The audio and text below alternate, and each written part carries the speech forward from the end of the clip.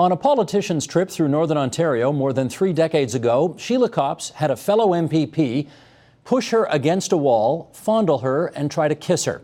Copps herself writes of her experience in a column in the Hill Times this week, and the former Deputy Prime Minister of Canada joins us now via Skype in Puerto Vallarta, Mexico. Sheila Copps, I want to start, if I can, by just reviewing those events of more than 3 decades ago. Where did this happen? Well, it happened in one of the towns in Northern Ontario.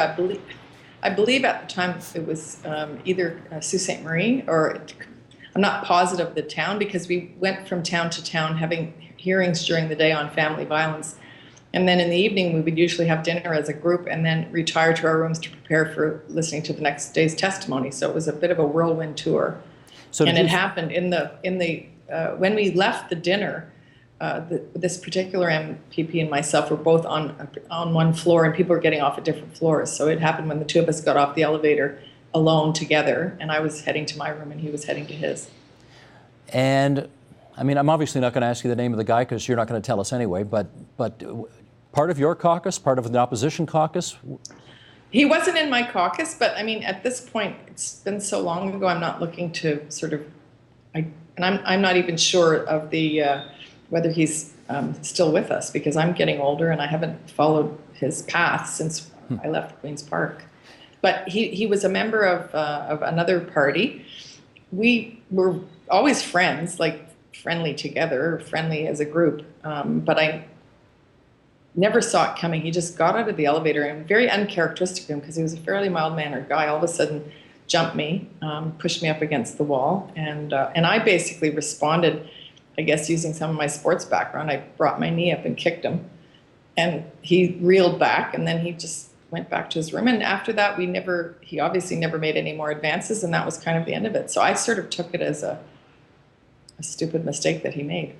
Did you, either the next day or at any point in the remainder of your political life, ever discuss this with him and sort of say, what the hell were you thinking that night, or anything like that?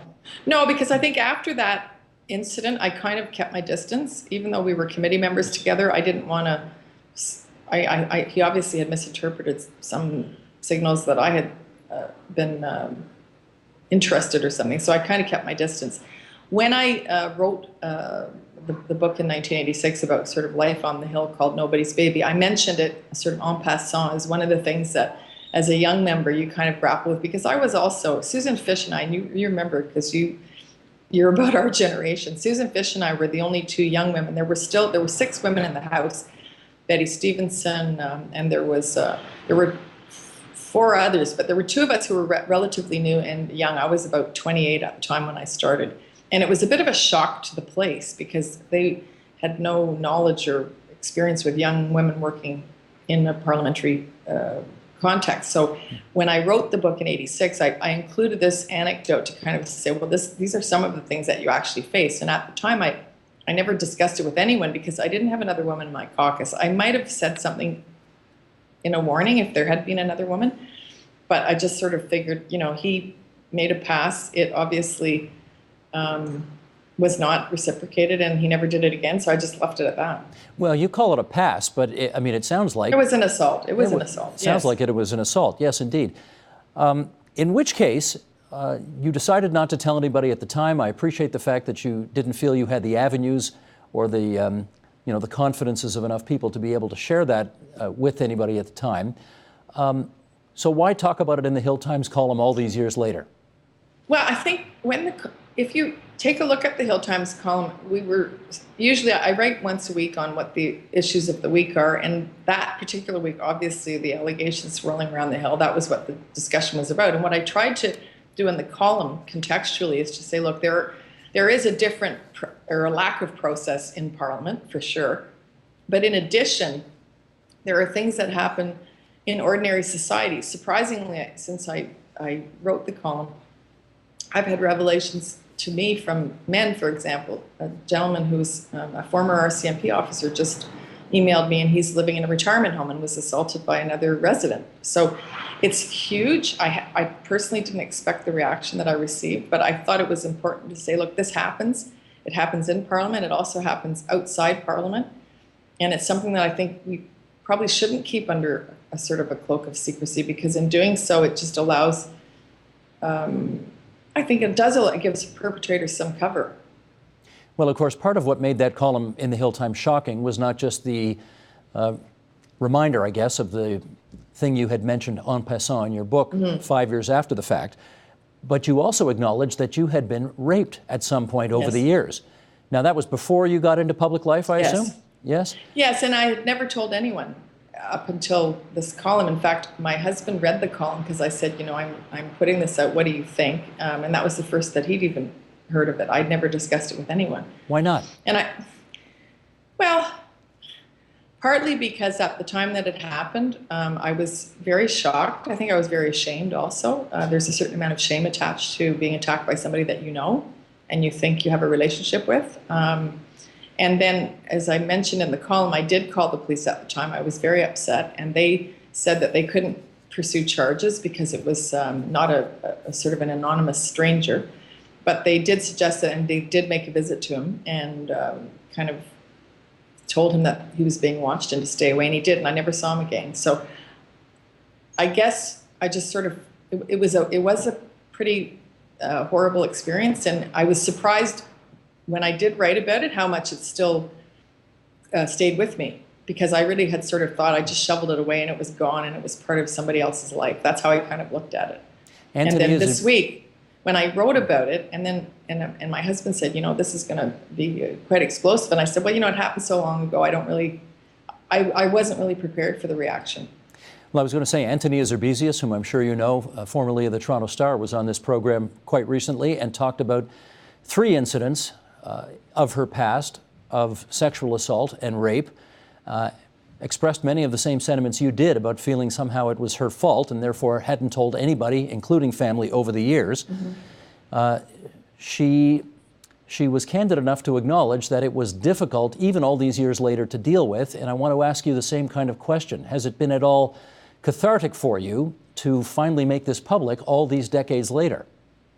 I think it has. As I said, I never told my kids, even when the article was in, and then I was getting emails from them saying, or calls saying, Mom, you know, what's up, or stepmom, and they've been very supportive. But I guess because I'd sort of compartmentalized it in my own mind as something that happened a long time ago in a different life, I didn't realize how much it would also affect those people who know and love me, because they're obviously concerned. And so that was, I think, talking about it does take away the shame, because there's no doubt that I just sort of thought, well, this was a horrible thing. How could I ever have gotten myself into this situation? How stupid was I to even be friendly with this person? And that I was just kind of blaming myself, I think. The Gomeshi story, and of course the incident on Parliament Hill where the 2 Liberal MPs have been suspended pending an investigation of the sexual harassment claims around that one. I suppose if there's anything positive that has come out of the past several weeks, it seems to have given more women license to come forward and take this issue out of the shadows. Would you agree that that's one of the positive benefits of all of this? I do, and I think also I very early on in the Gomeshi story, I went to Twitter, and I don't use Twitter that much, but when I read his story from his perspective, I thought, oh, this is a person who is telling the truth, and I tweeted in his defense, and I got what I would call a Twitter bomb of hundreds and hundreds of tweets from people saying, how can you say this? And then I was thinking, you know, after I found out some of the other things that are being alleged, I thought, gee, I really jumped to a conclusion that I shouldn't have. And I think that also prompted me to write the column, because in the column I say I was really sorry for being prematurely supportive in a situation where I'd not really heard both sides of the story. And I think that conversation is allowing people, and subsequently, what the Hill is a bit different, because the problem with the situation on the Hill is because there is no due process, at least in the case of the CBC. There's an HR department, and there's an investigation, and there's a process. But on Parliament Hill, the only person who does the investigating is set up by the Speaker if there's a complaint. So automatically it kind of raises the temperature without giving either the accused or the accuser the right sort of the place to have a kind of a proper process. Well, let me follow up with you about Parliament Hill, because, of course, the incident that took place in your past was at Queen's Park, or not at Queen's Park, but while you were a member at Queen's Park. But then, of course, you went on to have quite a sterling career on Parliament Hill, became Deputy Prime Minister. In your years up there, how much sexual harassment of members and so on did you see while you were on Parliament Hill? Well, it was always, I mean, you've seen the tapes and the stories, and when you're, especially again, now I'm older, I think people also look at older women differently, and that should be another program. But when you're a young woman in a man's world, you are subject to a lot of sort of teasing, joking, sexual innuendo, et cetera, et cetera. It kind of comes with the territory, and you cannot react to it, because if you do, you kind of get stereotyped as one of those sort of bra-burning witches. So it's a fine balance, but the thing with Parliament, and I saw it myself as a member, when there were several instances that I can remember in my time there, which was over 20-odd years, where employees of the House of Commons laid complaints about sexual harassment against their employers. And really, they were almost powerless. There was one in particular, and I think the person's deceased, but he had a very broadly known reputation for being fast and loose with his employees. And they had very little recourse. In fact, one who was a friend of mine ended up leaving the Hill, partly because of the situation that she faced, and there really wasn't a recourse, because everything was managed by the Speaker. And if the Speaker at the time thought, well, you know, this is a respected member of Parliament and she's just a whinger, then that was sort of where it went. And I think at one time there was even a suggestion that a speaker had been accused of certain improprieties, and his employee went to the courts to try and get an outside revision of a decision on a personnel matter. And basically they said, well, look, the Parliament is the law unto itself, so we can't intervene. So if you, as an ordinary citizen, can go to the Human Rights Commission, you can, but not if you're an employee of a member of Parliament. And that seems very arcane and almost anachronistic in this day. And I think that's the bigger picture that needs to change, is not just to have an investigation when somebody complains, but to have a process, especially for employees. Member to member of Parliament, you're not operating in a position of power and authority against somebody else. They're two individuals who maybe misread things, and there'll be an outcome to that. But if you're an employee, you literally are kind of stuck with no recourse. Mm-hmm.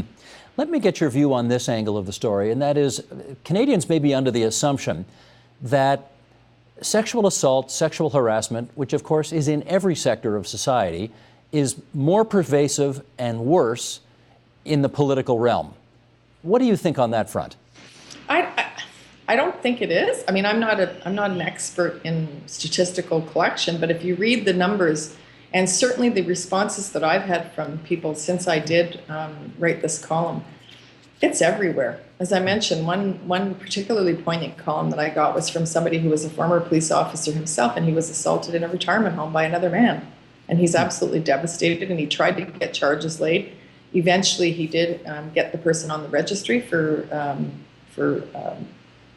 something, but I think it's very pervasive, and I think it would be a mistake to assume that it's only a parliamentary thing. The difference in Parliament, of course, is that they are not subject to the provincial labour codes of their province, so they do have complainants in Parliament Hill actually have less protection than complainants in the country at large.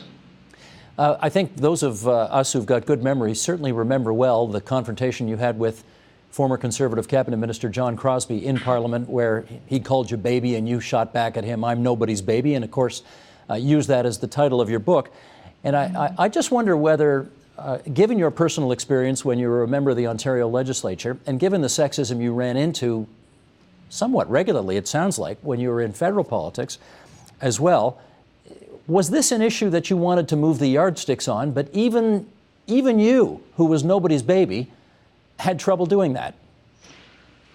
Well, you have to be very cautious, because, I mean, I'm out of politics now, and so I'm free to speak out. Probably I wouldn't have written, well, I probably wouldn't be writing a column in the Hill Times if I was still in politics, but if if I had to do it as an active politician, it would be treated quite differently. And I think that's what you're seeing with the investigations that are ongoing on the Hill right now, because the people who made the complaints have not self-identified, and then the people who've been accused are kind of suspended without really themselves having access to a proper process. So it's without a proper parliamentary process, it really is political dynamite for somebody to either make an accusation or be accused, and so it's easier to be free to speak when I'm not actively seeking. I mean, somebody sent me an email, on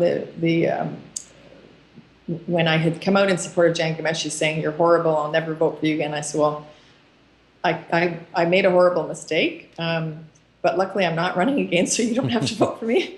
I didn't say that, I just left it, but I thought he still thinks that I'm in politics. Well, because sometimes you sort of are, I guess, right? There's probably times you can go on the streets of Hamilton and people think that you're still campaigning for something. Let me ask you this.